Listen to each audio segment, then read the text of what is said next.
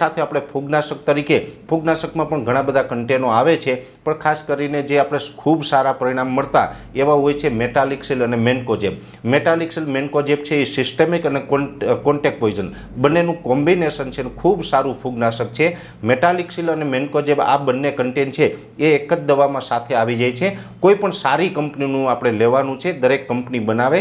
કોઈ પણ સારી કંપનીનું મેટાલિક્સિલ મેન્કોજેબ છે એ એક પંપમાં 35 ગ્રામ નાખવાનું, એ પાવડર ફોર્મમાં આવશે. એટલે ખાસ કરીને PMS 100 ગ્રામ અને 35 ગ્રામ છે એ આપણે મેટાલિક્સિલ મેન્કોજેબ આ બંને આપણે એક પંપમાં નાખી અને જો અત્યારે આપણે પાકની ઉપર છંટકાવ કરીએ તો જે છોડ લાલ પીળો થતો હશે અથવા તો છોડ ટ્રેસમાં આવી ગયો હોય અને છોડ ઝાંખો પડી ગયો હોય, આવી કોઈ સમસ્યા હોય તો એમાંથી આપણે પાકને બચાવી શકીએ. આ છંટકાવ કર્યા પછી એક નવી ગ્રીનરી આવશે અને પાક છે એ ફરીથી પાછો તંદુરસ્ત થઈ જશે. એટલે આ રીતે પણ આપી શકું. ઘણા બધા મિત્રોને જો ડ્રીપ હોય તો ડ્રીપની અંદર આપવું હોય તો જે PMS છે, પોટાશ મેગ્નેશિયમ સલ્ફેટ છે, એ 1 એકરની અંદર 3 કિલો આપવાનું. બાકી પંપથી છંટકાવ કરતા હોય તો પંપે 100 ગ્રામ નાખવાનું. ખાસ કરીને અત્યારે જોવા જઈએ તો મગફળી, કપાસ હોય કે બીજા અન્ય પાક હશે એ દરેક પાકનો ગ્રોથ વધારે હશે, કેમ કે પાક પણ અત્યારે ખૂબ મોટી અવસ્થાએ હોય, પાક મોટો થયો હોય તો એ મુજબના પંપ પણ કરવા જરૂરી છે. ખાસ કરીને જોવા જઈએ તો જે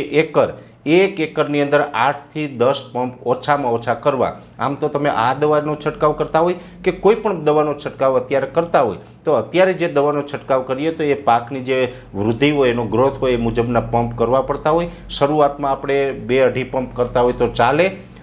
અત્યારની વાત છે તો અત્યારે કમસે કમ 1 એકરે 8 થી 10 પંપ કરવા જરૂરી છે. જેટલું આપણે પાણી વધારે ઉતારશું પાક ઉપર એટલું આપણે પરિણામ સારું મળશે. એટલે ખાસ કરીને દરેક ખેડૂત ભાઈઓને આપણે અહીં નોંધ એ લેવાની છે, કપાસ લાલ પીળો પડતો હોય, છોડ ટ્રેસમાં આવી ગયો હોય, ઝાંખો પડી ગયો હોય અને ફૂગની સમસ્યા, દરેક સમસ્યા હોય તો પોટાશ મેગ્નેશિયમ સલ્ફેટ એટલે કે PMS અને એની સાથે મેટાલિક્સિલ મેન્કોજેબ આ બંનેનો છંટકાવ કરવાથી ખૂબ સારા પરિણામો મળે છે. એટલે દરેક મિત્રોએ આ ઇલાજ છે એ મારી દ્રષ્ટિએ કરવો જોઈએ, જેથી કરીને આપણો પાક છે એને આપણે નબળો પડતો અટકાવી શકીએ અને તંદુરસ્ત પાક બનાવીએ. અને તંદુરસ્ત પાક હોય તો સારું ઉત્પાદન પણ આપણે મળી શકે.